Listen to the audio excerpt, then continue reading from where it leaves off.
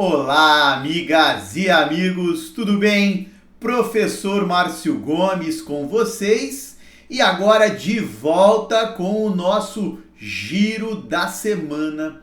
Todo sábado aqui no canal, um resumo dos principais fatos noticiados durante a semana, fatos que podem cair em prova, que podem aparecer em concursos públicos. Não é apenas a apresentação do fato, mas uma explicação de como ele pode se transformar na questão da sua prova. Fechou? Espero aí que vocês continuem acompanhando o canal. Se não deu o seu like, deixa o like aí. Se inscreva no canal e o Márcio também está nas redes sociais. Mas bora lá para aquilo que de fato interessa. Vamos falar sobre a semana do dia 8 a 14 de março de 2026. E lá no Irã, vocês devem estar acompanhando, há uma guerra em curso. Uma guerra entre o Irã e Estados Unidos e Israel. Como essa guerra começa? Vou destacar o fato da semana, mas vamos contextualizar. Algumas notícias precisam de contexto. Então, ali no finalzinho de fevereiro, Estados Unidos e Israel, em uma ação conjunta, atacaram o Irã. Márcio, por quê? Qual o motivo? As justificativas são diversas, mas há um elemento que norteou o discurso. Qual é esse elemento? Uma espécie de autodefesa preventiva. Isso aparece na fala de Donald Trump, presidente dos Estados Unidos. Isso aparece na fala do primeiro-ministro israelense. Então, uma autodefesa preventiva, um ataque contra o programa nuclear iraniano. O Irã enriquece urânio. E esse enriquecimento de urânio tem uma finalidade. Pode sim ser utilizado para questões energéticas, né? Mas o Irã busca o desenvolvimento de armas nucleares. E isso incomoda Israel, incomoda os Estados Unidos. Daí o ataque. A operação dos Estados Unidos, anota aí de canetinha vermelha, a banca pode cobrar. O nome da operação dos Estados Unidos, Operação Fúria Épica. E o nome da operação de Israel, algo no sentido de leão rugidor, tá? Então esses ataques visavam acabar ou retardar o desenvolvimento do programa nuclear iraniano, mas além disso, derrubar o regime, algo bem complexo, né? Algo bem complexo. Beleza. O ataque foi realizado e Ali Khamenei, nota o nome dele aí, Ali Khamenei, que era o líder supremo do Irã, morreu. Lá no Irã você tem o presidente, beleza, a figura do presidente, tá? Trata de questões ali econômicas internas, questões infraestruturais, mas você tem uma figura acima do presidente, que é o Ayatollah, o líder supremo. Era o Ali Khamenei desde 1989. E ele morre durante esses ataques. Então os ataques não visaram apenas o programa nuclear iraniano, também líderes do país. Fechou? Tá, Márcio, se ele morre agora, alguém precisa assumir essa função. Exatamente. E a banca pode perguntar isso. Canetinha vermelha. Quem assumiu?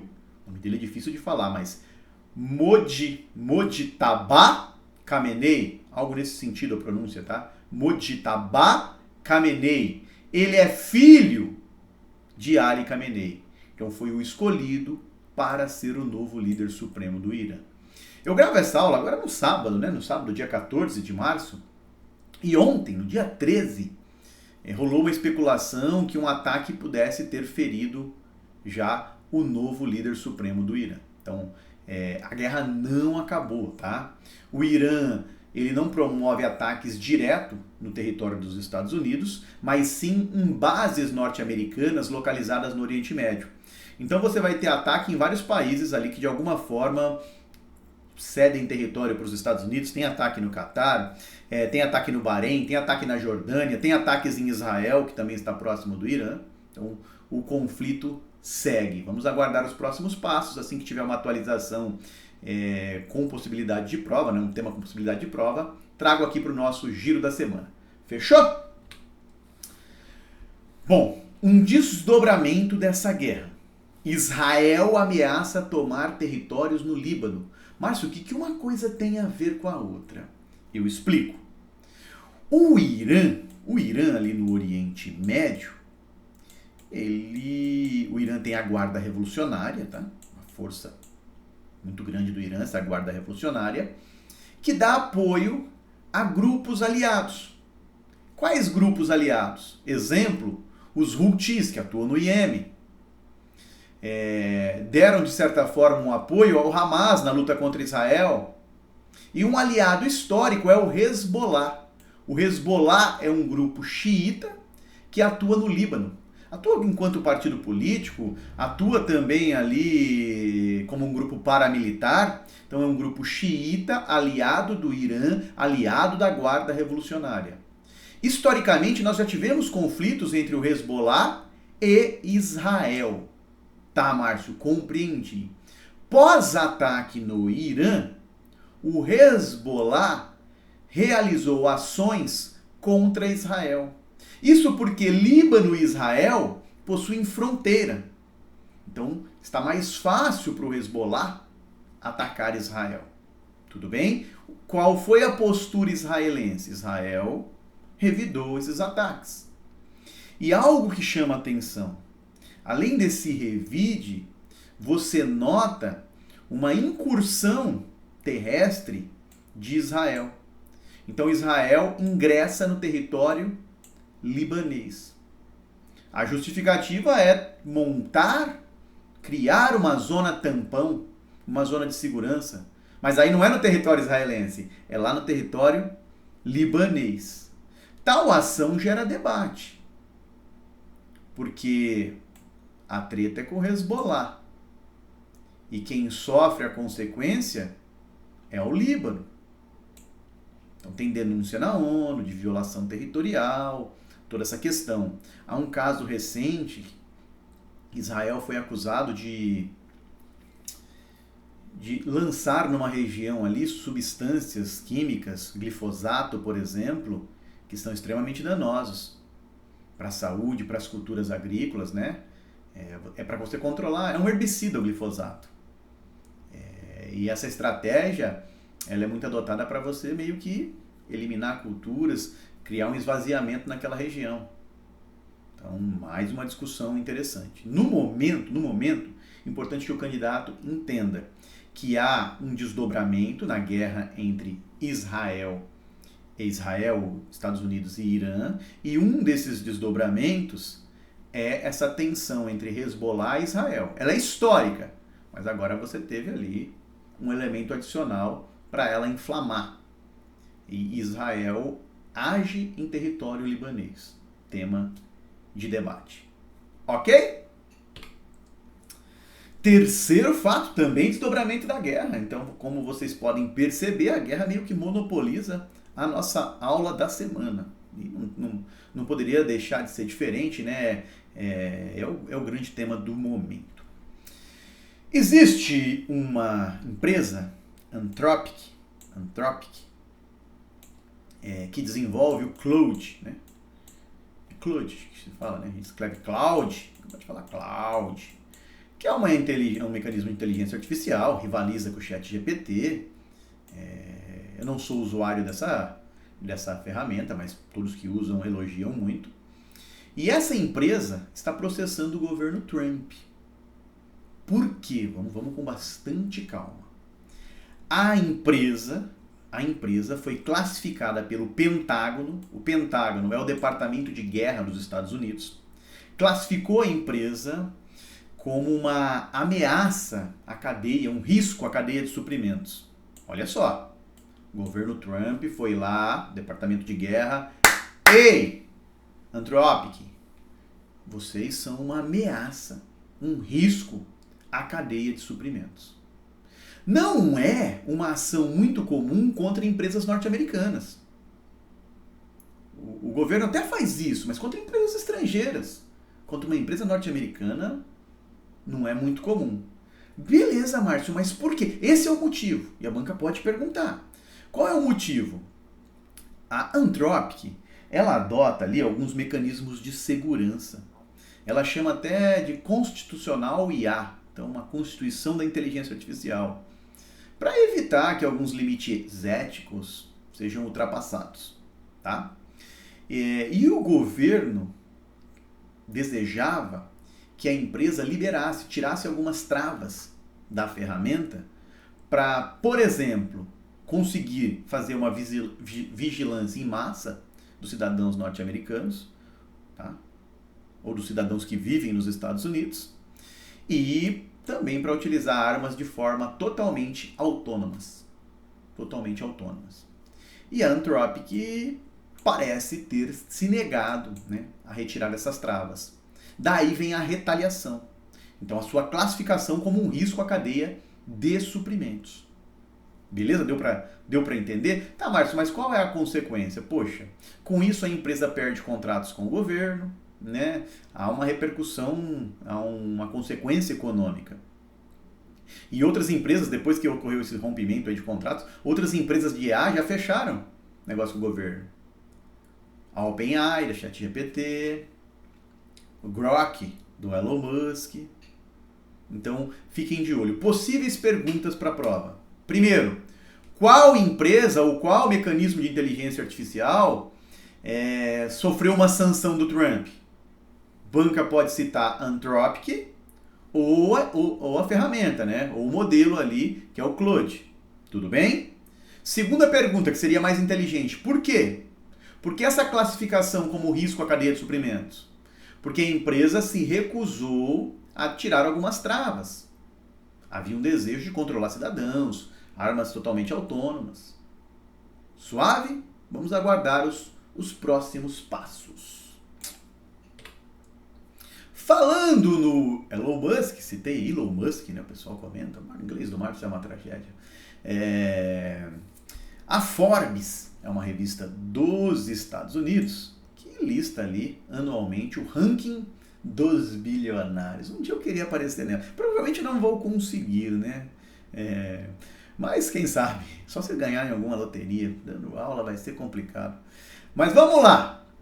Então a Forbes tem o seu ranking de bilionários aí, as pessoas mais ricas do mundo, e o Elon Musk duplicou a sua fortuna e aparece como a pessoa mais rica do mundo. Ele que atua junto a diversas empresas, tem a Tesla, fabricante de veículos elétricos, você tem o sistema Starlink, né, de conexão à internet, a SpaceX, que é uma empresa do setor aeroespacial, o próprio X, o X, né, a rede social, agora você tem uma companhia de inteligência artificial. Então, Elon Musk é o cara mais rico do mundo. Fechou? Banca pode perguntar. Banca vai ser direta aqui. Ei! Quem que é o camarada aí, segundo a Forbes, mais rico do mundo? Essa é a questão clássica. E uma segunda possibilidade é perguntar alguma característica, quais empresas, né, o Elon Musk gere, detentor, algo nesse sentido. Agora um tema que conversa com o Brasil. Os Estados Unidos monopolizaram a aula de hoje, hein? Perceberam? Aqui dialoga com o Brasil esse fato. Os Estados Unidos ameaçam, por que eu digo que ameaçam? Não é algo concreto ainda, mas rolou em tudo quanto é rede social essa semana. A imprensa foi um pouco mais prudente. Estados Unidos ameaçam classificar Comando Vermelho e o PCC como organizações terroristas. Comando Vermelho e PCC são facções brasileiras. Comando Vermelho tradicionalmente nasceu no Rio de Janeiro, o primeiro comando da capital, o PCC, em São Paulo, mas hoje estão disseminadas por vários estados do Brasil e até mesmo no exterior. E o governo Trump afirmou que considera essas facções uma ameaça à segurança da região. Mas não confirmou ainda essa classificação como organizações terroristas. O que muda aqui? Vamos lá. Se forem classificadas como organizações terroristas, isso aumenta o repertório, as ferramentas que os Estados Unidos podem usar contra os grupos. Tá? Pode, por exemplo, adotar técnicas de contra-terrorismo, alguns aparatos de segurança nacional. Há um temor que esse tipo de ação leve a uma intervenção dos Estados Unidos no território brasileiro. Ações na América Latina. Lembre de um episódio recente na Venezuela. Você teve o Cartel de Los Soles, classificado lá como organização terrorista, e depois uma ação dos Estados Unidos. Então tem esse debate que aflorou, né? Os defensores falam que não, que essa medida vai permitir ao governo dos Estados Unidos atuar, promover sanções financeiras, eliminar um pouco a capacidade dessas organizações e de empresas que mantêm relações com elas. Tá? Mas o debate é bem amplo. E aí tem uma questão técnica também. O que seria terrorismo? Clássico terrorismo. O terrorismo ele é motivado por questões religiosas, ideológicas, políticas, e tem uma finalidade de desestabilizar uma região, de provocar o medo, estabilizar um governo, né? Um regime. Isso, usualmente, né, é o que entendemos por terrorismo. E é diferente de crime organizado. E o crime organizado, o seu grande foco é econômico, é financeiro. Atua ali com práticas ilícitas com um objetivo econômico. Então, analistas que escutei discutiam assim, olha, talvez organização terrorista não seja a melhor designação. Já tá uma galera aí que defende o contrário. Não, são organizações terroristas, devem ser classificadas, né, para ser combatidas. Então o debate é amplo. Ok, galera? Pessoal, agradeço a companhia de vocês, tá?